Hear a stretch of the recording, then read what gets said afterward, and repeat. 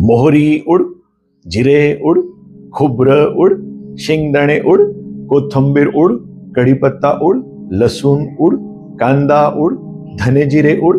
ताटातून हे सगळं उडून गेलं किंवा निवडून टाकलं की उरलेलं निसत्व ताटात घेऊन खातात आजकालची ही पोरं.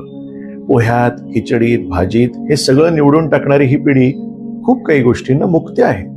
ज्याच्यानं कांती तजेलदार होणार होती, केस गळणं थांबणार होतं, डोळे पाणीदार होणार होते, ज्याच्यानं दृष्टी सुधारणार होती, पोट साफ होणार होतं, पचन सुधारणार होतं, पोट हलकं होणार होतं, हृदय मजबूत बनणार होतं, बुद्धी तल्लख होणार होती, प्रतिकार शक्ती वाढणार होती, रक्त शुद्ध होणार होतं, ज्याच्यातून फायबर मिळणार होते, जीवनसत्व मिळणार होतं, लोह मिळणार होतं, कॅल्शियम मिळणार होतं. तेच नेमकं आम्ही निवडून टाकतो आणि मग महागड्या टॉनिक्सच्या बाटल्या नियमित पाजण्याचा हट्ट धरतो.